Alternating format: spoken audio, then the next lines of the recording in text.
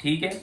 और अम्पेयर हमने सप्लाई के 3 पे सेट कर दिए एक मिसाल के तौर पर, मगर जब तक उसकी तारें आपस में जुड़ेंगी नहीं, अम्पेयर 0 0 ही रहेंगे ना। ये देखें, ये देखें, अब तारें जुड़ी हैं तो मैंने 5 अम्पेयर पे सप्लाई को सेट किया हुआ है।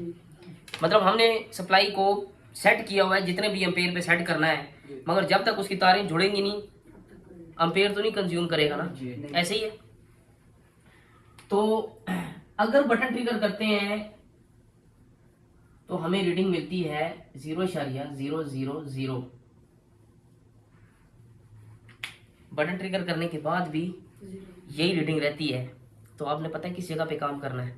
आपने देखना है पावर बटन पे 1.8 से लेकर 4.2 तक, मतलब जितने बैटरी के वोल्ट हैं। मुख्तलिफ मोबाइलों में मुख्तलिफ तरीके के वोल्ट होते हैं। बैटरी के टर्मिनल पे, सॉरी, पावर बटन के पॉइंट पे आपको 1.8 से लेकर बैटरी जितने वोल्ट मिलने चाहिए, ठीक है। 1.8 से लेकर बैटरी।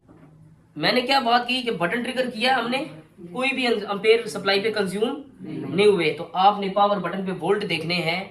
जो पावर बटन बनता है, अगर ये सेट है तो यहाँ पे देखें, ये पावर बटन बनता है। तो पावर बटन पे अगर वोल्ट 1.8 से बैटरी तक के वोल्ट आते हैं तो इसका मतलब है कि आपके मोबाइल का प्राइमरी सर्किट बिल्कुल ओके है। अच्छा, ये भी मैं प्राइमरी सर्किट की पहचान ओके होने की बता रहा हूँ, ठीक है। अच्छा, अगर वोल्ट आ गए हैं और आपने बटन ट्रिगर किया था, कुछ भी अम्पेयर कंज्यूम नहीं हुए, तो आपके मोबाइल के अंदर 2 फॉल्ट हो सकते हैं। एक, कोई भी पावर आईसी है उसमें सेंसिंग लाइन होती है। सेंसिंग लाइन, कोई भी पावर आईसी है, और कुछ अभी तो चार्जिंग आईसियां भी आई हैं, उनके अंदर एक सेंस के लिए लाइन दी हुई है। किसको सेंस करती है? बैटरी के वोल्ट को सेंस करती है। फर्ज करें मैंने कल आपके सामने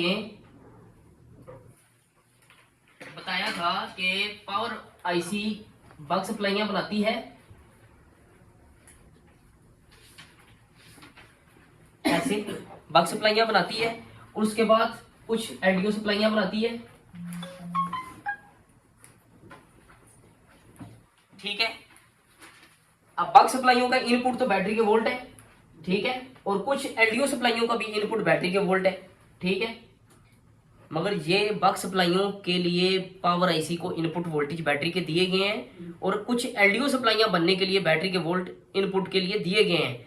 मगर ये जो सेंसिंग लाइन है, ये अलग से एक जगह पे पावर आईसी को दी जाती है, सिर्फ और सिर्फ बैटरी के वोल्ट सेंस करने के लिए। अगर मोबाइल के अंदर सेंसिंग लाइन का फॉल्ट आता है तो ये ध्यान रखिएगा कि यहाँ पे लगा रहने दो। ये ध्यान रखिएगा कि आपका मोबाइल कोई भी अम्पेयर कंज्यूम नहीं करेगा। मतलब अगर फर्ज करें ये सेंसिंग लाइन बीच में से टूट जाती है तो आपका मोबाइल कुछ भी अम्पेयर कंज्यूम नहीं करेगा। ये बहुत सारे मोबाइलों का बिहेवियर ऐसे है, ठीक है, कुछ भी अम्पेयर कंज्यूम नहीं करेगा।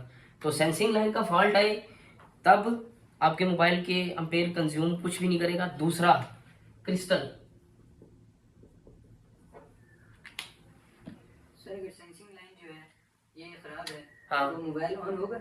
नहीं ना, नहीं ऑन होगा ना। कुछ भी अम्पेयर कंज्यूम नहीं करेगा तो ऑन किधर से होगा?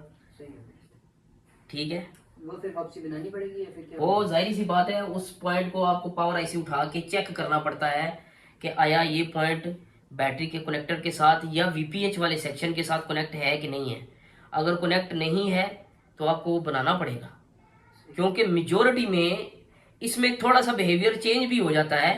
0 अम्पेयर से 1-2 अम्पेयर तक भी कई केसेस में मेरे पास जो केस आए हैं, बटन ट्रिगर करने के बाद 1 मिली एम्पेयर 2 मिली एम्पेयर तक भी रीडिंग गई है, मगर जब मैंने फॉल्ट डायग्नोस किया तो सेंसिंग लाइन का फॉल्ट निकला।